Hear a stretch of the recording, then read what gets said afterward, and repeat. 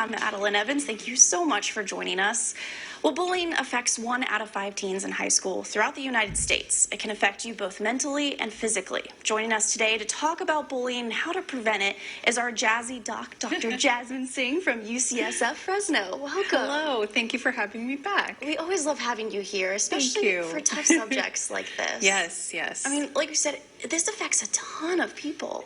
These statistics are staggering. I mean, 20% of high school students, that's no small number. That's a lot of people. Absolutely. And if you had to define bullying, what is it? Yeah, so bullying, as defined by the CDC, or the Center for Disease Control, is persistent aggressive behavior that someone is portraying towards someone else, and they're targeted. So teasing, for example, is not exactly bullying per se, because teasing could be a one-time situation, but bullying is persistent, it's targeted, and it's someone who is, maybe has a different social rank or perceived advantage than another person who's more vulnerable. And so that's how I would define bullying. Well, and it's not just in person, too. I mean, cyberbullying is a big thing nowadays. Yes, cyberbullying is a huge issue nowadays. There's so many studies coming out about it, and it's really affecting our youth. Social media and television and TV and the internet, it's such a big part of our lives. And it's meant to help communication, but also with that advantage, there's these negatives of potentially bullying, cyberbullying, and verbal abuse. Oh, yeah, we were talking earlier. I mean, back when we were in school, you're already worrying about boys and all of those things. Grades. To add on social media aspect of it. Right. I just can't imagine what these kids are going through. It's just really difficult. And the mental health consequences of these things are just horrible. I mean, depression and anxiety are rampant. So many children of that age between 10 and 24 are suffering from depression and anxiety, and we just have to do something about it. Absolutely. Yeah. And what are we seeing with some of these consequences of bullying to people? What's happening? So as far as the mental health consequences, it can lead to depression and anxiety, as well as self-harm and suicide. Suicide is actually a major it's a major killer in this population, second, I believe, after some other concerns. But this is such a population where mental health can be fatal for these kids.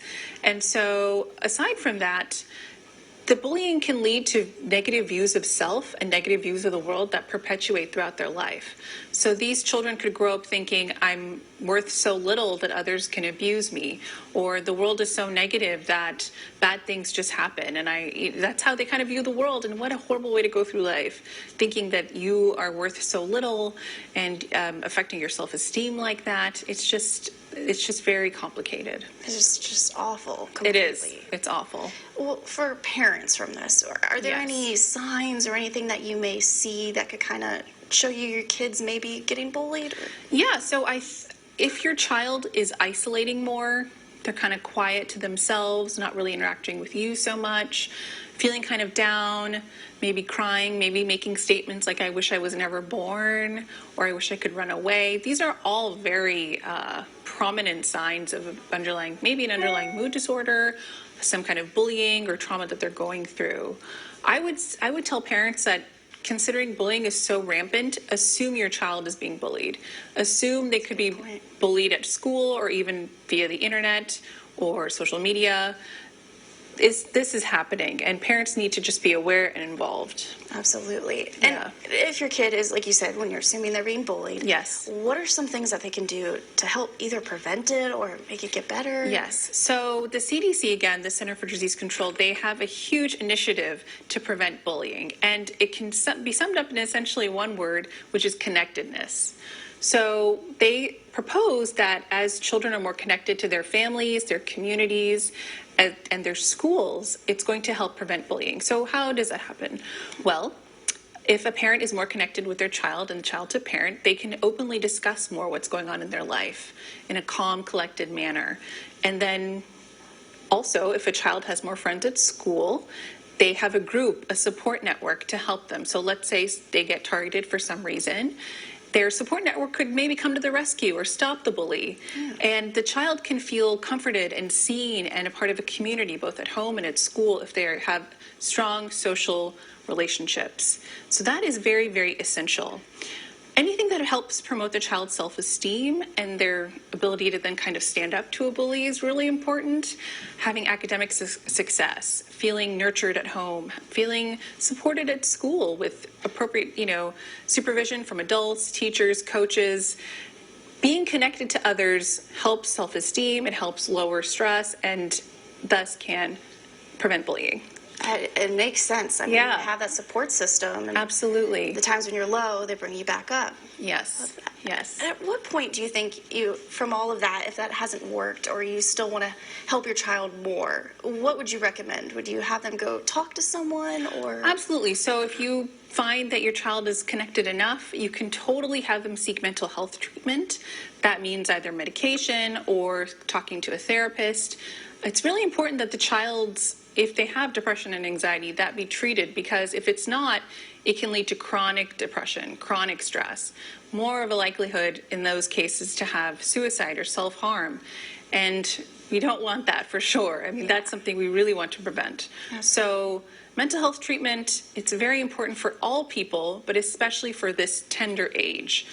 You're going through a lot at this age. You're thinking about yourself, your identity, your sexual orientation, maybe your gender orientation. There's so many thoughts, and you're developing such a view of yourself and the world that you really need to be careful that nothing harms that proper development. Absolutely. Well, thank you so much for all of You're those very tips. welcome. Making sure all of our kids are happy throughout the school year. Yes. But we're not done just yet. Coming up, we'll chat more with Dr. Jasmine Singh on bullying and how to handle if your kid is the one doing the bullying. What happens if your child is bullied? But it's weird to think about, but what happens if your child is the one bullying? Yeah. You don't think about it. You hope obviously that's never the case. Right. But how do you talk to your child if you find out he's bullying someone? So you would first talk to your child about it in a very calm, collected manner. Children learn what their parents model for them. So it's important, especially if your child already is bullying others, to promote a calm and cooperative environment of discussion. Talk to the school, ask their suggestion, but at the center of this is to teach the child how to regulate their own emotions and soothe themselves when they're distressed.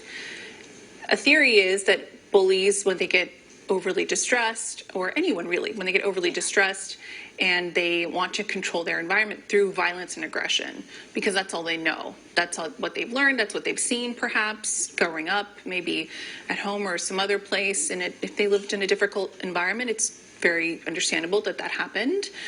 But to teach them new skills of emotional regulation is the way to go. How to soothe themselves, whether it's through channeling their aggression and energy into exercise or into some kind of soothing hobby. That would be something very important that a parent would need to teach a bully. Their child is a bully. I can't imagine, but what are some things you think school-wise you could have them do? Would it be better, like you're saying, maybe extracurriculars or get them to a counselor? Yes, absolutely. Counselor for sure. Any mental health concern, a counselor, a therapist can be helpful. Additionally, a child who has all this violent, aggressive energy, they can take it out in sports, for example. Exercise is very good for the brain at all ages, for developing brains and adult brains. And so if they channel their interest through sports, first they are expending their energy, they're more regulated perhaps, and they're getting connected to other children, other youth. And that warmth and supportive environment that I discussed earlier could come through a sports team. So I think joining a sports team through the school or through another league could be very beneficial to a child who's bullying. Absolutely. And you were saying even as a parent, it's a lot on you because you don't want your child to be scared to come to you. No. It's very common actually that children will not tell their parents if they're being bullied or bullying. If they're being bullied, they don't want the parents to get involved. They might feel embarrassed or feel like a little child. At this age, they want to act like an adult and handle situations on their own. So, parents probably may not even know that something's very dramatic and traumatic is happening to their child at school. So, yes, I would tell parents to assume that bullying is happening and talk to your kids. Really just talk to your kids in a calm manner and get to know them and have them feel comfortable to talk to you about difficult topics. Absolutely. Yeah. And is there anything at home you can do to make it better? We kind of covered the school part with extracurriculars. Right. What about when they're out of school? When they're out of school, I would still suggest a calm environment at home, limit chaos, have very rules that they can understand and implement, but can also be flexible too in certain situations. It's all about creating an environment that is not chaotic, that is promoting peace and a healthy living environment, really. Limiting violence around the child, limiting aggression. These are all things that can actually promote youth violence and bullying, but if it's limited, it can be very helpful for the child to have a stable environment. Absolutely. And Yeah. social media-wise, we were chatting about how that's Yeah. also a huge thing now. Right. What would you recommend with that? Would you recommend regulating the time, checking out what they're doing, or how far would you go with that? It's difficult, right? Because you want the child to feel open to express themselves and see the world and understand it if it is through the social media. But I think parents need to be vigilant if children are getting too attached to their phone. If they're showing signs of never getting rid of their phone and just looking at it all the time, suspect what is actually going on their phone, that they don't let go of it or they're kind of hiding it or keeping it close. I would be vigilant of that. Because you were saying there's even now a disorder almost that's from too much time. Yes, there is. Blows our mind. There's an internet addiction disorder that's now becoming a diagnosis. There's clinics about that are coming up in the U.S. and abroad to treat this, but it's the wiring in the brain is the same. It's an addiction, whether it's substances or sugar or the phone or the internet or video games. It's the same wiring in the brain, and it's unfortunate that our young children are being subject to addictions at such an early age. Absolutely. Well, thank you so much for You're chatting with us very about welcome. this. Thank you for having me. I'm glad we could bring it to light and make sure everyone's prepared in the case of bullying. Yes, absolutely.